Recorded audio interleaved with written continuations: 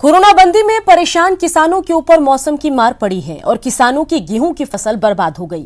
किसानों ने कटनी कर खेत में फसल को घर ले जाने के लिए छोड़ा था, लेकिन बारिश की ऐसी मार पड़ी कि फसल सड़ गया। दहियावा गांव के किसानों का हाल जाना हमारे संवाददाता संतोष गुप्ता ने। कोरोना बंदी के दौरान इस बार बारिश ने किसानों के ऊपर कहर ढा दिया और उनकी फसल पूरी तरह से बर्बाद हो गई। खास करके उस वक्त जब कटनी का सीजन था और किसानों ने अपनी फसल काट कर खेतों में रख छोड़ी थी, तभी पानी आई और पानी ने उनकी तमाम उम्मीदों पर पानी फेर दिया। आप देख सकते हैं कि जो फसल रखा हुआ है, ये देखने में तो तैयार फसल लग रही है, लेकिन ये पूरी तरह से बर्बाद हो चुकी है। बर्बाद किस तरीके से हुई है हम आपको दिखा रहे हैं। आप देखिए, यहाँ किसानों के हाथ में ये फसल रखे हुए हैं। अब ये देख सकते हैं कि इस फसल में से नई पौध निकलने लगी है। तो एक तरह से कहा जाती है पूरी फसल की यही हालत है कि अब ये फसल जो है किसी काम की नहीं है, इससे अनाज नहीं निकाला जा सकता क्योंकि इसमें अंकुरण शुरू हो गया है और ये जो फसल है अब किसी के खाने लायक नहीं रही है। ये हमारे साथ एक किसान यहाँ मौजूद है जिन्होंने काफ़ी मेहनत की थी। क्या नाम बोल चाची राव जी? लेबा देवी जी। काहे हाल हो गई बाकी फसल के? सब बरसात से सड़ गइल ह भींज के। अच्छा। हाँ, अब एमे कौन अख्तियार बा कितना चट्टी बोरा से तो पाव रही हवा आनी। कितना फसल एक तरीका से बर्बाद भेल बा? अब देखी ना, इस समुच्चाई बहुत ज्यादा हो गइल बा।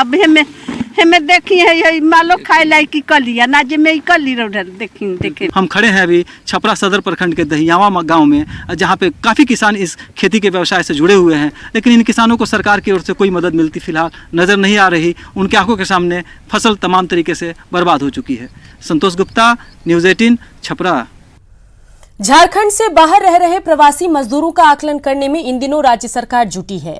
स्टेट कंट्रोल रूम में अभी तक झारखंड के बाहर 5 लाख से अधिक प्रवासियों के आंकड़े रिकॉर्ड किए जा चुके हैं। नेपाल हाउस में चल रहे स्टेट कंट्रोल रूम का निरीक्षण श्रम मंत्री सत्यानंद भोक्ता ने किया। इस दौरान खुद मंत्री ने फोन कॉल्स रिसीव कर प्रवासी मजदूरों की परेशानियों को सुना। आ चुके हैं, बहुत रास्ते में है, बहुत आने वाले हैं।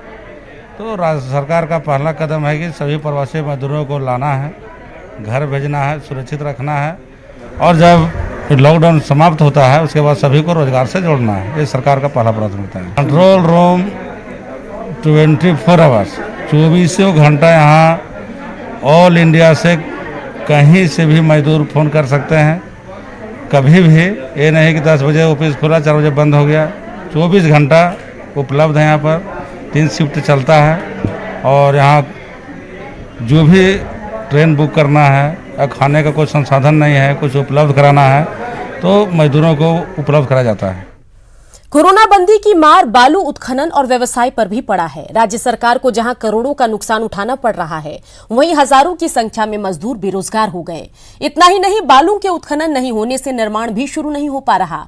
पश्चिम सिंहभूम में 15 बालूघाट हैं। प्रति बालूघाट से राज्य सरकार को 1 करोड़ रुपया राजस्व प्रतिवर्ष मिलता है।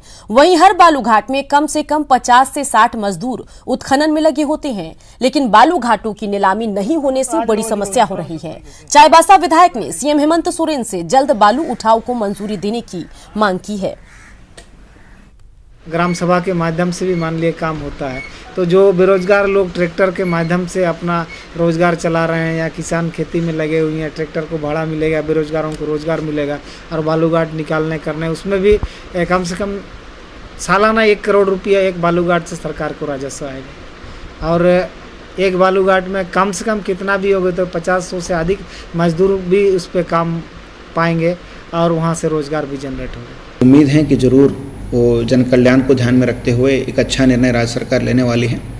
अभी इस जिला की स्थिति अगर आप देखेंगे तो अभी तक जो जितने भी बालूघाट हैं वो नीलामी उनका ख़त्म हो चुकी है, नीलामी पीरियड, और सभी एक्सपायर्ड हो चुके हैं लीजेस। केवल स्टॉक यार्ड्स हम लोगों के पास 3 कार्यरत हैं। बढ़ते आगे रुख करते हैं चतरा के गिद्धौर का।